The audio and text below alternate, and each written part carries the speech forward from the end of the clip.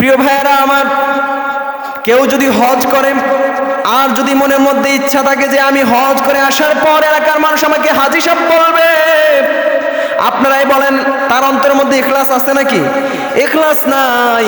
সে একটা কেন, সে যদি প্রতি বছরে বছরে হজ করে, ইখলাস না থাকার কারণে আল্লাহ রাব্বুল আলামিন তার একটা হজও কবুল করবেন না।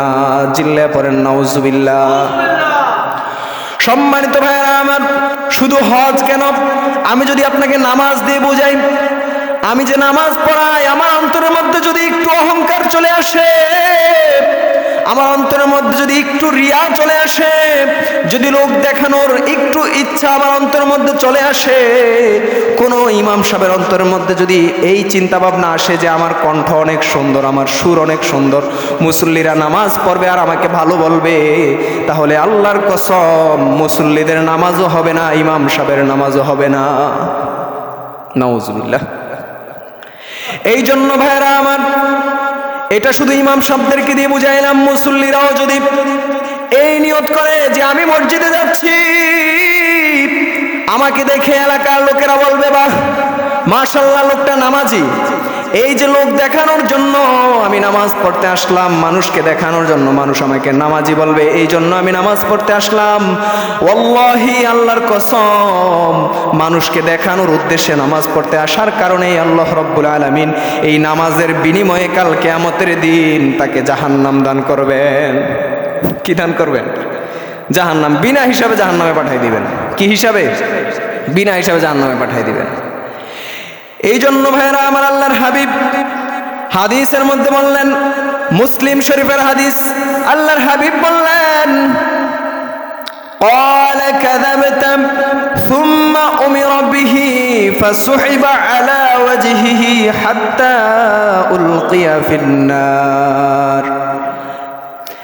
ইখলাস শূন্য কিছু মানুষ রয়েছে যাদের মধ্যে ইখলাস পাওয়া যাবে না, যাদের মধ্যে খাঁটি ঈমান পাওয়া যাবে না, যাদের মনের মধ্যে রিয়া রয়েছে, যাদের মনের মধ্যে অহংকার রয়েছে, যাদের মনের মধ্যে ইখলাস নাই, ইখলাস শূন্য, এমন 3 ব্যক্তি জাহান্নামের আগুনের মধ্যে নিক্ষিপ্ত হবে।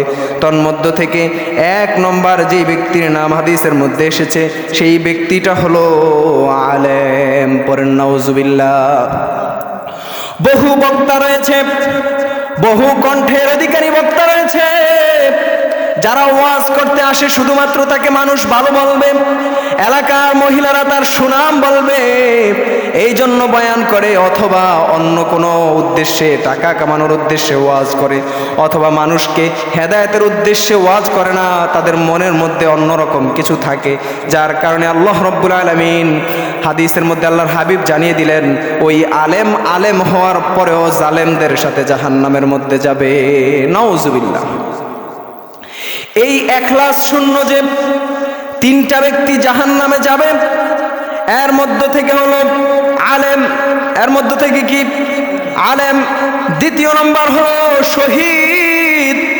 কেউ কেউ শহীদকে 1 নম্বরে বলেছেন, অনেকে শহীদ হয়। আমি যদি আল্লাহর রাস্তায় গিয়ে জিহাদ করি আর যদি মারা যাই, শহীদ হয়ে যাই, তাহলে সব লোকেরা আমাকে শহীদ বলবে। এই জন্য যারা মারা যাবে, ওয়াল্লাহি আল্লাহর কসম, আমরা যদিও তাদেরকে শহীদ বলি, কিন্তু তারা শহীদ না, তাদের স্থান হলো জাহান্নাম। নাউজুবিল্লাহ।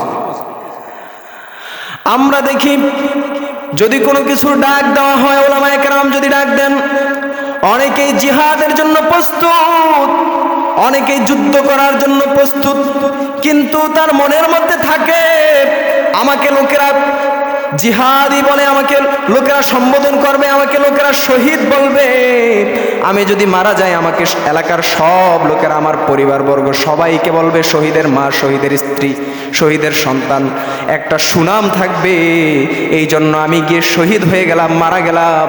ওয়াল্লাহি এমন শহীদকেই আল্লাহ রাব্বুল আলামিন জাহান্নামের মধ্যে পাঠিয়ে দিবেন। নাউজুবিল্লাহ।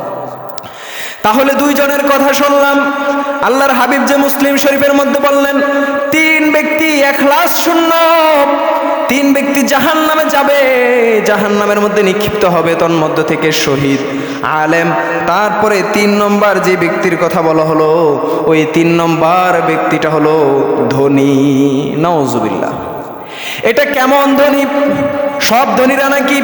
যেই ধনীরা মসজিদের মধ্যে টাকা পয়সা দান করে ওই ধনী নাকি? যেই ধনীরা গরিবদেরকে টাকা পয়সা দেয় ওই ধনী নাকি?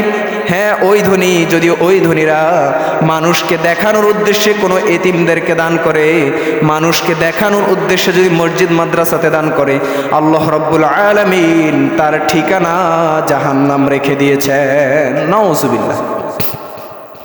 সম্মানিত ভাইরা আমার, যদিও লক্ষ কোটি টাকা দান করে, মসজিদের মধ্যে লক্ষ লক্ষ টাকা দান করে, যদিও গরিবদেরকে মিসকিনদেরকে মাইক দিয়ে ঘোষণা করে তারপর তাদেরকে টাকা দান করে, চাউল দান করে, যদি তার অন্তরের মধ্যে এটা থাকে যে এলাকার মানুষ, আমি যদি মানুষদেরকে গরিবদেরকে 1 বস্তা করে চাউল দেই, সব গরিবরা ভোটের সময় নির্বাচনের সময় আমাকে ভোট দিবে, এই উদ্দেশ্যে যদি সে দান করে, গরিবদেরকে খাওয়ায়, গরিবদেরকে আহার দান করে, ওয়াল্লাহি আল্লাহর কসম তার ঠিকানা জাহান্নাম ছাড়া আর কিছুই হবে না।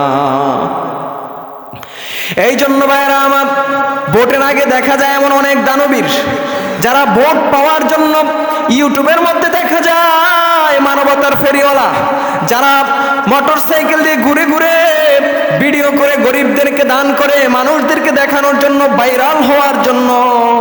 ওয়াল্লাহি আল্লাহ তাআলা বললেন 3 নম্বরে এমন ধনী যারা রয়েছে তাদের ঠিকানা হবে জাহান্নাম। যদি মানুষদেরকে দান করে শুধুমাত্র অন্যদেরকে দেখানোর উদ্দেশ্যে, তাদের ঠিকানা কোথায় হবে? জাহান্নামে হবে। এই জন্য আমি পর্দার আড়ালের মা বোনদেরকে বলতে চাই, এবং এলাকার যত মানুষ রয়েছে, যত মুরব্বী চাচারা রয়েছে, যুবক ভাইরা রয়েছেন, আপনারা অনেকেই দান খয়রাত করেন, আপনাদের অনেকেরই দানের হাত অনেক বড়, অনেক লম্বা, আপনারা যেখানে যান সেখানেই দান করেন।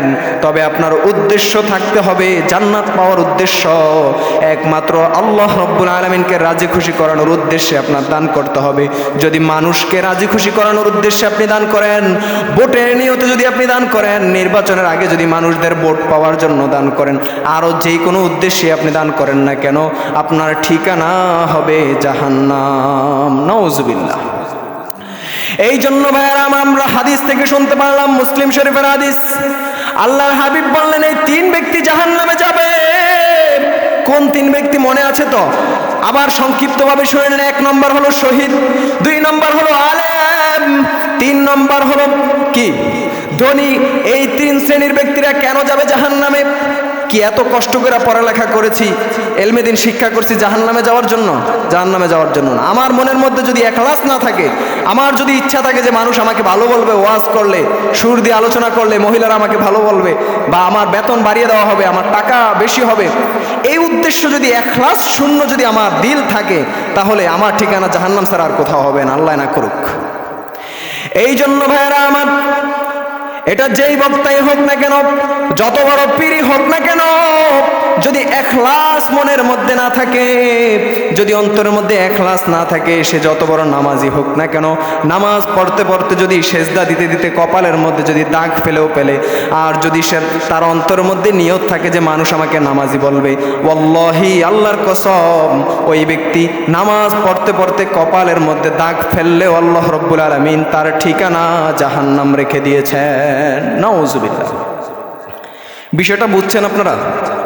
কেন তারা জাহান্নামী? তারা তো ভালো লোক। শহীদরা কি ভালো না? আল্লাহর রাস্তায় জীবন দিছে, তারা কি কম ভালো? তাদের চেয়ে দামি আর কেউ আছে? তাদের চেয়ে আর দামি কেউ নাই। তারা তো বিনা হিসাবে জান্নাতি।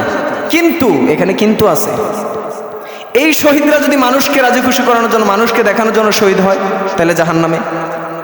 এই আলেমরাই যদি আলোচনা করে, ওয়াজ করে, মানুষদেরকে দিনের দাওয়াত দেয় মানুষদেরকে দেখানোর জন্য বা অন্য কোনো উদ্দেশ্যে, ইখলাস যদি অন্তরের মধ্যে না থাকে, তাইলে যত কষ্ট করে সে যত বড় আলেম হোক না কেন, যত বড় পীর হোক না কেন, ঠিকানা কোথায় হবে? জাহান্নামে হবে। আর যদি শুধুমাত্র দিন প্রচারের লক্ষ্যে, মানুষ আমার একটা কথা থেকে একটা আমল করবে, এটাও লক্ষ্যে যদি সে আলোচনা করে, তাহলে তার ঠিকানা কোথায় হবে? জান্নাতে। এই জন্য ভাইরা আমার, তারপর আরেকজনের কথা বলা হয়েছে দানবীর, ধনী।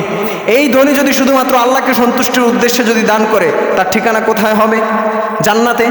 আর যদি মানুষদেরকে দেখানোর উদ্দেশ্যে দান করে, ঠিকানা কোথায় হবে? জাহান্নামে। মনে থাকবে ইনশাআল্লাহ। সম্মানিত ভাইয়েরা আমার, আজকে আমি এই জন্য ইখলাসের তাফসীর নিয়েছি। ইখলাস শব্দের অর্থ আপনাদেরকে আমি এতক্ষণ সময়ে শোনাইলাম। কি শব্দের অর্থ? ইখলাস। এই জন্য মনের মধ্যে ইখলাস রাখবেন তো ইনশাআল্লাহ। নামাজ পড়বেন, কে দেখলে দেখুক, না দেখলে না দেখুক, আমার আল্লাহ তো দেখতেছে। আমি আল্লাহকে সন্তুষ্টির জন্য, আল্লাহকে দেখানোর জন্য, জি আল্লাহকে সন্তুষ্টির জন্য, আল্লাহকে দেখানোর জন্য নামাজ পড়বো। রাজি আছেন ইনশাআল্লাহ?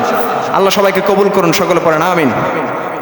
সম্মানিত ভাইয়েরা আমার, আমরা মুসলিম শরীফ থেকে শুনতে পারলাম এই 3 ব্যক্তি জাহান্নামে যাবে। কেন যাবে? লোক দেখানোর কারণে, ইখলাস না থাকার কারণে। তাহলে আমরা বুঝতে পারলাম আল্লাহ রাব্বুল আলামিন যে কুল হুয়াল্লাহ সূরা নাজিল করলেন, এই সূরার নামটা ইখলাস দিলেন এই জন্য, এই ইখলাস থেকে যেন আমরা আমাদের অন্তরটাকে রিয়া মুক্ত, অহংকার মুক্ত করতে পারি, আমাদের অন্তরটাকে যেন সংশোধন করতে পারি। এই জন্য এই সূরার নাম রাখা হয়েছে সূরাতুল ইখলাস। পড়েন সুবহানাল্লাহ। সম্মানিত ভাইয়েরা আমার, আমি বলেছি এই সূরার মুফাসসিরিন ইকরাম